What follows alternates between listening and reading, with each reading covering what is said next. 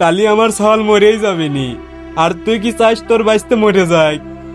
মরগ্য তো আমি কি হারবো, আমার কাছে কোনো টিয়া পয়সা নাই।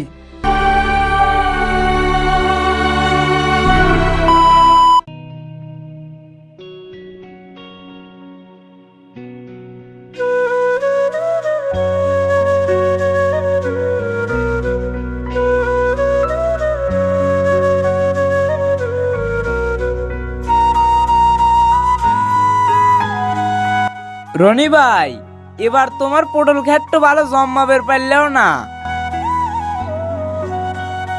হ ভাই, এবার পটল গাছগুলো ভালো হয় নাই। যাও বানি গাছ হয়েছে, গাছের সব পটল এই যে মরে মরে যাচ্ছে। এখন কি হরব ক? কিছু কি হরার আছে? তাই তো দেখতেছি তোমার ভাগ্যটা এবার আসলেই খারাপ।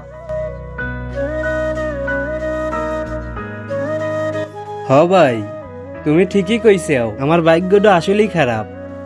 তবে ভাই, তোমাকারে দোয়ায় আল্লাহ তাআলার রহমতে আমার গাছগুলো এবার খুবই ভালো হয়েছে। আশেপাশে এরম গাছ কোনো খেতেই নাই।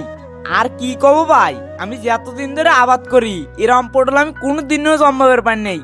দেখো তো ধরছি কি জোপা জোপা। আসলে ভাই তোমার নসিব ভালো, হেজুসনে তোমার ক্ষেতের পটলও ভালো হয়েছে, গাছও ভালো হয়েছে।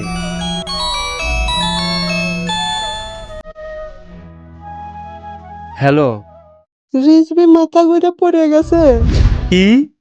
ডাক্তারের হাতে কথা কও। দেও, ডাক্তারের কাছে দেও। আপনার ছেলের মাথায় ব্রেন টিউমার ধরা পড়ছে, তাকে চিকিৎসা করতে 3 লক্ষ টাকা লাগবে। আমি আসতেছি, টাকা নিয়ে আসতেছি। রনি ভাই, কিছু হয়েছে নাকি? হ ভাই, সওয়াল নাকি সকালবেলা মাথা ঘুরে পড়ে গেছে, হাসপাতালে নিয়ে গেছে, ডাক্তার কাছে ব্রেনে টিউমার হয়েছে।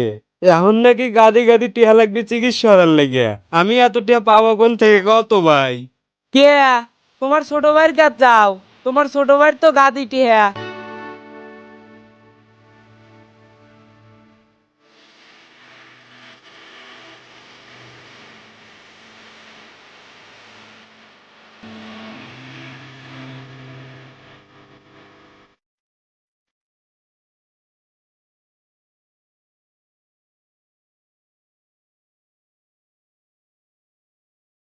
সাব্বির। ভাই কি হয়েছে, আমার কাছে আইছো কে? ভাই, তোর বাইশতে সকালে মাথা ঘুরে পড়ে গেছে, তোর ভাবি অকলে হাসপাতালে গেছে।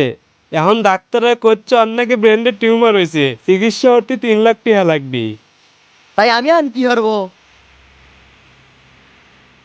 ভাই, তুই তো আমার অবস্থার কথা জানিসই, আমার পক্ষে তো 3 লাখ টাকা ব্যবস্থা করা সম্ভব নয়। তুই একটু কিছু হর ভাই। তোর অবস্থা খারাপ তো আমি কি হারবো? আমি কি টিয়ার গাছ গাড়ছি, তুই জানতাম যাবো এসে পাওয়া যাবো। এখন আমার হাতের অবস্থা খারাপ, আমি তো এতগুলো টাকা করলে দেবো।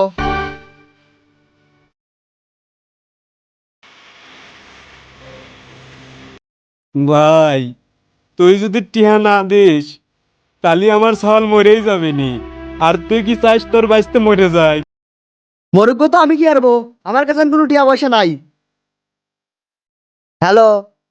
ও, ওইগুলো তোমার পছন্দ হয়েছে? 5 লাখ টাকা ব্যাংক গেলে তুলে গয়নাটা লেও গা।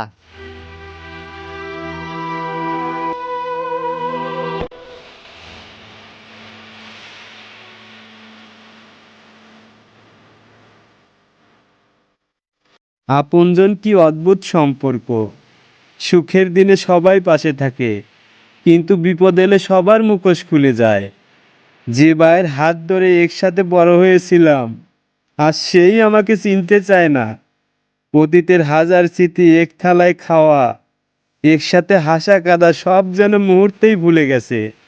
জীবন আমাকে কঠিন শিক্ষা দিয়েছে, রক্তের সম্পর্ক থাকলেই আপন হওয়া যায় না। কারণ মানুষকে চেনা যায় তার কথাই নয়, চেনা যায় বিপদের সময়। আর যখন আপন মানুষের প্রয়োজন হয়, তখনই সবাই সরে যায়।